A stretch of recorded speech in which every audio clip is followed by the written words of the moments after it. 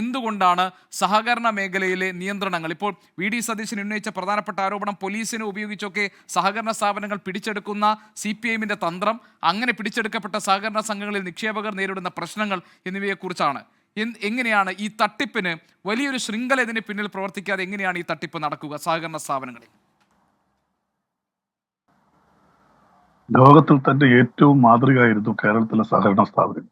പക്ഷെ ആ സഹകരണ സ്ഥാപനങ്ങൾ ഇന്ന് ജനങ്ങൾ ഏറ്റവും കൂടുതൽ സംശയത്തോടെയാണ് കാണുന്നത്. ജനങ്ങളുടെ വിശ്വാസവും നഷ്ടപ്പെട്ടു. ശരി, അനിൽ അക്കരെ പറഞ്ഞ രണ്ട് കാര്യങ്ങൾ വളരെ കറക്റ്റാണ്. ഒന്ന്, ഞാനും ഇതുമായിട്ട് ബന്ധപ്പെട്ട് സഹകരിച്ച് പ്രവർത്തിച്ച ഒരാളാണ്. എനിക്ക് മനസ്സിലാക്കാൻ കഴിഞ്ഞത് കൃത്യമായ ആഡിറ്റിങ് ഇതിലില്ല. ആഡിറ്റ് റിപ്പോർട്ടുകൾ കൃത്യമായിട്ട് പോകാറില്ല. രജിസ്ട്രാർ ഓഫ് കോഓപ്പറേറ്റീവ് സൊസൈറ്റിയുടെ കീഴിലാണ് ഇതെല്ലാം വരുന്നത്. അവിടെ ജില്ലാ രജിസ്ട്രാറോ അല്ലെങ്കിൽ അസിസ്റ്റന്റ് രജിസ്ട്രാറോ ആരെങ്കിലും ഇതിന് ആഡിറ്റിന് വരും. അവർ ഏതെങ്കിലും ഒരു ഹോട്ടലിൽ വന്നിരിക്കും.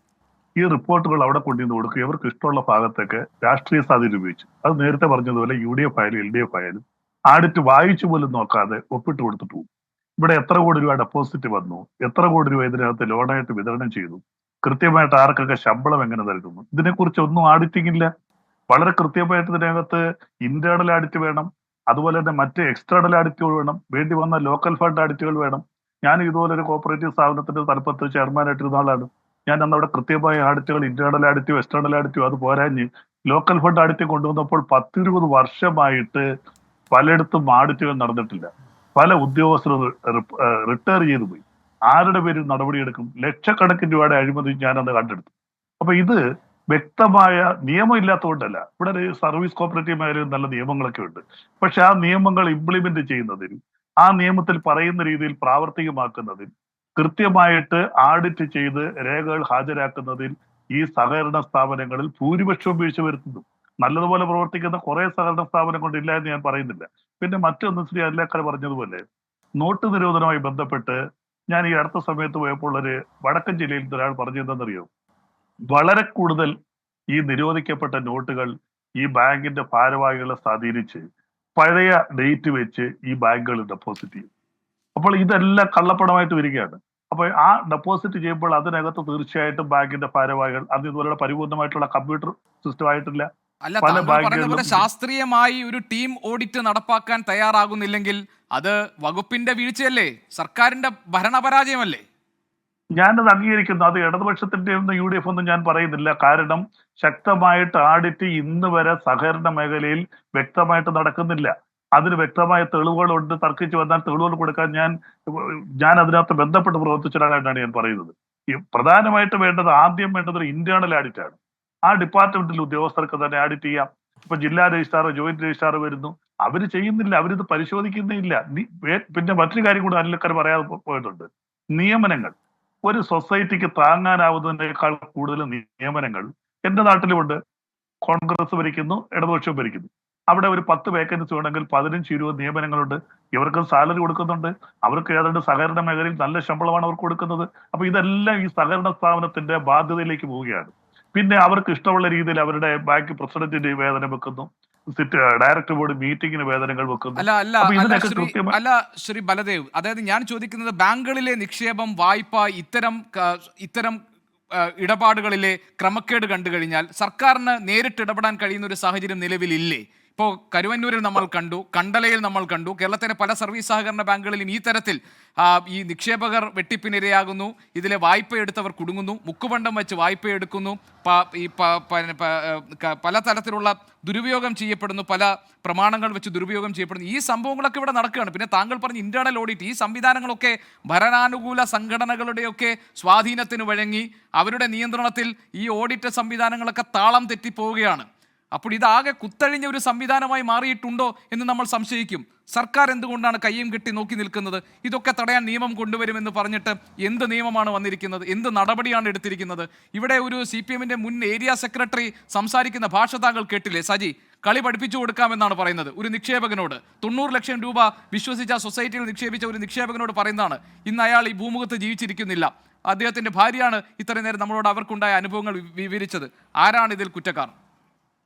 ശ്രീ ഗോപീഷ്ണൻ ഒരു സീനിയർ IAS ഓഫീസർ ആവുന്ന രജിസ്ട്രാർ ഓഫ് കോഓപ്പറേറ്റീവ് സൊസൈറ്റി താഴ്ന്നു വരുന്നത്. അദ്ദേഹത്തിന്റെ കീഴിലാണ് ജില്ലാ രജിസ്ട്രാർമാരും മറ്റു ഓഡിറ്റർമാരും ഒക്കെ വരുന്നത്.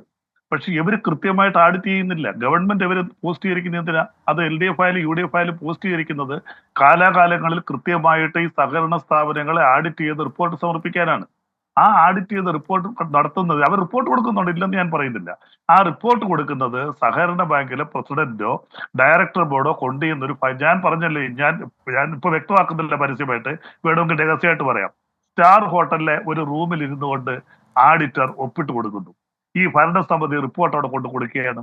ഇത് ഞങ്ങൾ ഭരിക്കും, ഞങ്ങളുടെ പ്രസ്ഥാനം UDF LDF നിന്നിട്ടുള്ള നല്ലതുപോലെ അറിയാം. അവിടെ ഇരുന്നുകൊണ്ട് ആഡിറ്റർ വായിച്ചു പോലും നോക്കുന്നില്ല, ഒപ്പിട്ട് കൊടുക്കുകയാണ്. അതിന് വേണ്ടുന്ന സൗകര്യങ്ങൾ അദ്ദേഹത്തിന് ചെയ്ത് കൊടുക്കുന്നു. ഈ റിപ്പോർട്ടാണ് മുകളിലേക്ക് പോകുന്നത്. അപ്പൊ ഒരു ജോയിന്റ് രജിസ്ട്രാർ അല്ലെങ്കിൽ മറ്റൊരാൾ ആഡിറ്റ് ചെയ്യുന്ന റിപ്പോർട്ട് മുകളിലേക്ക് പോകുന്നു. അവസാനം ഇത് registrar of cooperative society senior IAS ഓഫീസറാണ് അവിടെ ചെന്ന് നിൽക്കുന്നു. അദ്ദേഹം എന്താ ചെയ്യുന്നത്? അദ്ദേഹം ഇത് ഒപ്പിട്ട് ബന്ധപ്പെട്ട സഹകരണ മന്ത്രിയിലേക്ക് കൊടുക്കുന്നു. അപ്പൊ ഇതിനകത്ത് പരിപൂർണമായിട്ട് അഴിച്ചുപണി നടത്തേണ്ടത് ഈ ആഡിറ്റർമാർ. ഇപ്പോൾ ഇവിടുത്തെ കാര്യം പറഞ്ഞാൽ ഈ ബാങ്കിൽ തന്നെ ലക്ഷക്കണക്കിന് എങ്ങനെ അവർക്ക് ബാധ്യത വന്നു, ആഡിറ്റർ എങ്ങനെ ഓരോ വർഷം റിപ്പോർട്ട് കൊടുത്തു, വരുമാനം എത്ര, ചെലവെത്ര, ഈ കൃത്യമായിട്ട് ആഡിറ്റ് കൊടുത്തിട്ടുണ്ടെങ്കിൽ ഒന്നാമതായിട്ട് പ്രതിയാക്കേണ്ടത് ഈ ആഡിറ്റ് ചെയ്ത ഉദ്യോഗസ്ഥന്മാര്. കരുവന്നൂർ ഉൾപ്പെടെ ഞാൻ പറയുന്നു, പുൽപ്പള്ളി ആയാലും ഈ ആഡിറ്റ് കള്ള റിപ്പോർട്ട് കൊടുത്തിട്ടുണ്ടെങ്കിൽ ഈ ഡയറക്ടർ ബോർഡിനേക്കാൾ ഉപരിയായിട്ട് പ്രതിയാക്കേണ്ടത് ഈ കഴിഞ്ഞ ഏതൊക്കെ ബാങ്കിൽ തിരിമറി നടന്നിട്ടുണ്ടോ ആ ബാങ്കിലെ ആഡിറ്റർമാര്, അവർക്ക് കൂട്ടുന്നവരെ ആദ്യമായിട്ട് അത് രാഷ്ട്രീയം നോക്കാതെ LDF ഭരിച്ചാലും UDF ഭരിച്ചാലും അവരെ പ്രതിയാക്കണം. പിന്നെ ഇവിടുത്തെ കാര്യം പറഞ്ഞു, ഇവിടുത്തെ CPM ഏരിയ കമ്മിറ്റി സെക്രട്ടറി, അദ്ദേഹത്തിന്റെ ഒരു സൂയിസൈഡ് നോട്ട് പുറത്തു വന്നിട്ടുണ്ട്. ആ സൂയിസൈഡ് നോട്ട് കറക്റ്റ് ആണെങ്കിൽ അതിനെക്കുറിച്ച് അന്വേഷിച്ച് ആത്മഹത്യാ പ്രേരണയ്ക്ക് തന്നെ കേസെടുക്കണം. അതിനകത്ത് LDF എന്നുള്ള നിലയിൽ ഞാൻ അന്ന് കാണുന്നില്ല. കാരണം അദ്ദേഹം ആത്മഹത്യ ചെയ്തിട്ടുണ്ടെങ്കിൽ, അതിന് ഈ ഉദ്യോഗസ്ഥർ പ്രേരിപ്പിച്ചിട്ടുണ്ടെങ്കിൽ, അതിന് വ്യക്തമായ രേഖകളുണ്ടെങ്കിൽ ആത്മഹത്യാ പ്രേരണയെടുത്ത് ഇപ്പൊ ദിവ്യക്കെതിരെ കേസെടുത്തതുപോലെ കേസെടുക്കാൻ ഗവൺമെന്റ് തയ്യാറാകണം. ഇതിനകത്ത് വ്യക്തമായിട്ട് പറയാനുള്ളത്, ആഡിറ്റുകാർ നിയമങ്ങളുടെ പരിമിതിയല്ല. ഞാനൊരു അഡ്വക്കേറ്റാണ്, നിയമങ്ങളുണ്ട്. പക്ഷെ ആ നിയമങ്ങൾ ശരിക്കും ഇംപ്ലിമെന്റ് ചെയ്യുന്നില്ല, ആഡിറ്റ് കറക്റ്റ് ആവുന്നില്ല. ഈ ഭരണസമിതികൾ അവർക്ക് ഇഷ്ടമുള്ള രീതിയിൽ നിയമനങ്ങൾ നടത്തുന്നു.